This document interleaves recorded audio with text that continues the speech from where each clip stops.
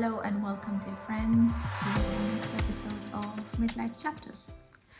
So, as I'm recording this is the beginning of the new year. And I don't know about you, but most of the time, what I feel after the holidays is a kind of a vacuum that I fall into. And what I mean by that is that because the holidays are quite charged and there is a lot of things that are going on, and if you have kids who are home from school, then you will know what I'm talking about. But if you also just have family and friends over for the holidays, over the Christmas break, and then New Year's as well, and once everything is done and brushed off and gone, what does that leave you with? And I find this a very interesting time. And up until a couple of years ago, what I would do was I would kind of fall into this non-state, this being where I didn't quite know what was going on, and I felt relief but also panic at the same time. And that's because after all the frenzy, after all the hectic activities, and suddenly there was nothing, right? And nothing in the sense that all of these hectic celebrations, festivities, everything, they were done. They were done with. And now what? And because I am an extremely active person, or I always have been, this has always been a very stressful time for me. More so than during the festivities and when the activities were all ongoing. And that's because I just didn't know what to do.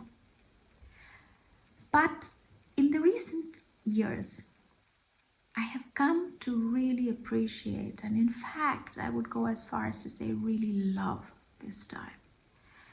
And that is because below all this noise, and when everything falls away, there is something very subtle that's happening, and that's asking us to remain in the space of non-doing, of non-action. And especially, like I said, as a very active person, or has been a very active person, this is counterintuitive to me to do this. And that's why I thought that we should talk about this a little bit today, because perhaps you feel the same, or you know of a friend or a family member who feels the same, and then you can share that with them. So most of the time what happens is that I try to look at nature to see what examples I can take, what lessons I can learn, right? Because at the end of the day, we are a part of everything that's happening, and whatever is happening outside in nature is also happening inside of us. Now, if you're in the Northern Hemisphere like me, you will know that this is winter. And this is a time for when everything outside just settles in. There is a calm and a peace when I'm out in the forest in the early mornings for a walk with my dog.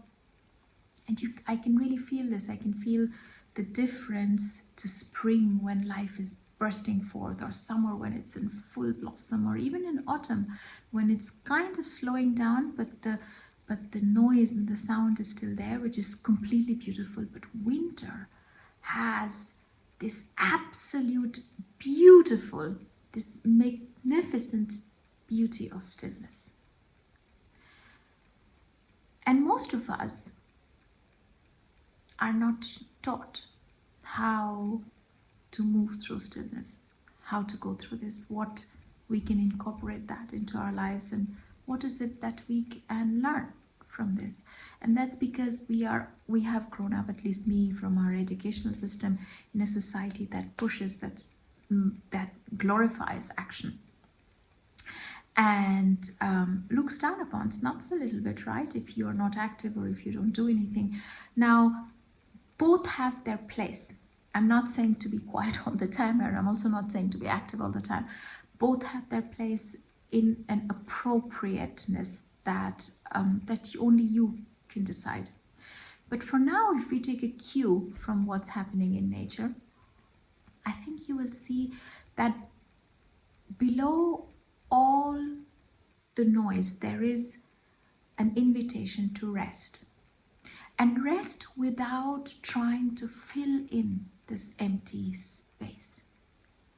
And this was particularly difficult for me to do for so many years, until I began to see the beauty. Now, because we are not taught how to deal with quietness, we are not taught what to do in solitude, we are not taught how we can move through the subtlety, the understanding of what lies below, we feel panic. We think we need to fill this up. And by being busy, we kind of mistake this for productivity. We think that if we are busy, then we are proving our worth, and then we are saying we somewhat have a say in everything, and therefore we have a right to exist in a way, right? Because that is in all the work also that I have done as a coach, I found out that not being worthy is kind of a theme that goes through a lot of people in midlife, especially because of the background, because of how we grew up and what the values were that were taught to us. And now I'm saying that, can we unpack this a little bit? Can we see what lies below? Because obviously we all know it, but can we embody this, that we are worthy even if we do not always have to take some action towards it or towards anything, that even just our mere existence is worthy.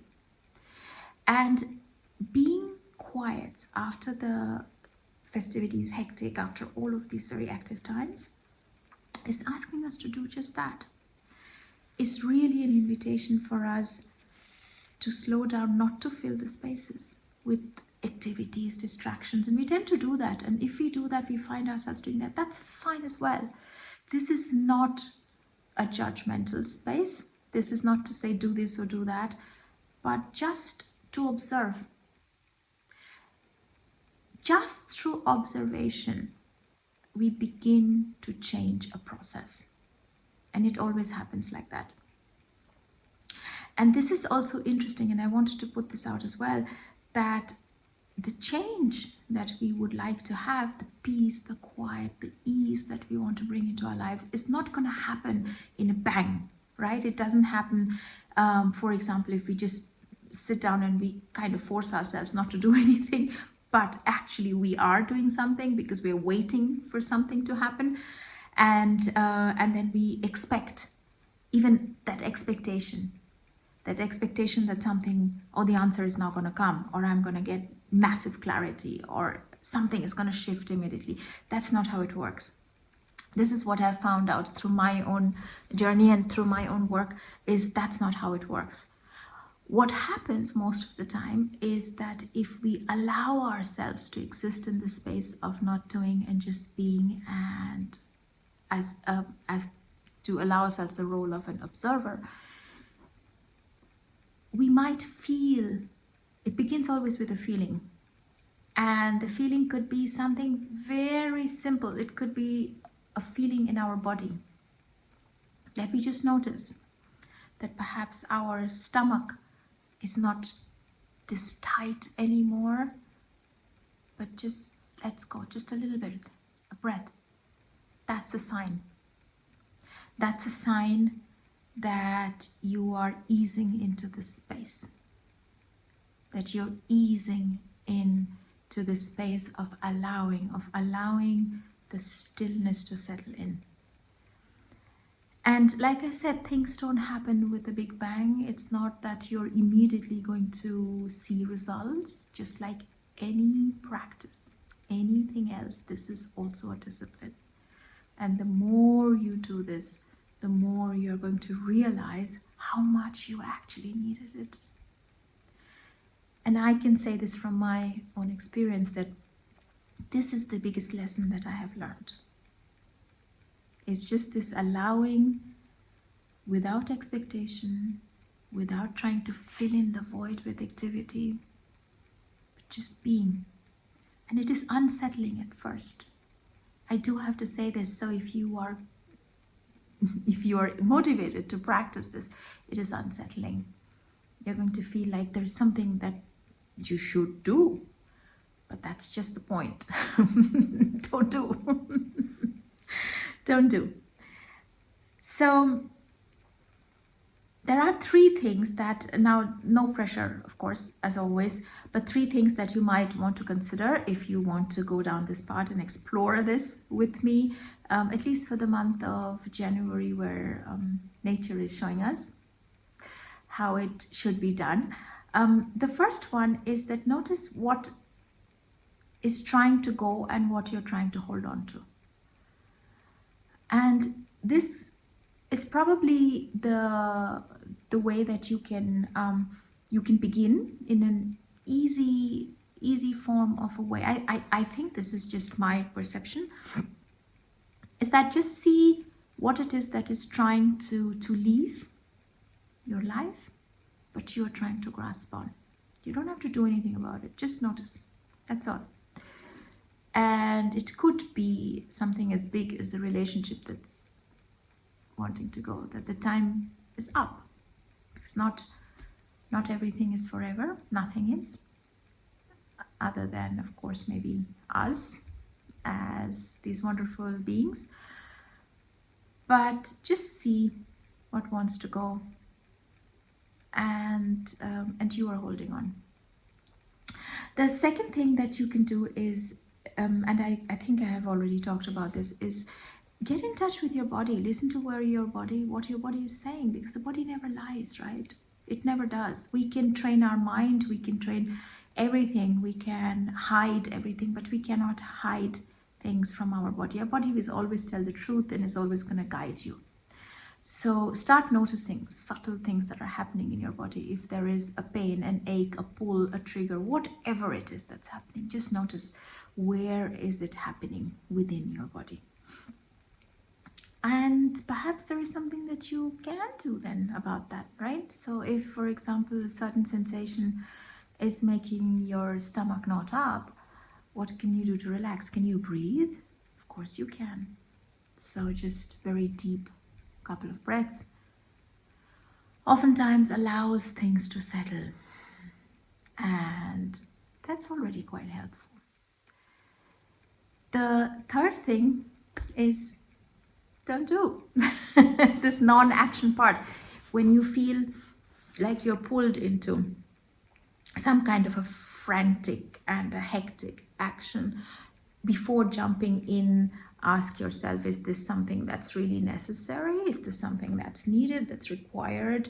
Can I also let it pass? Right?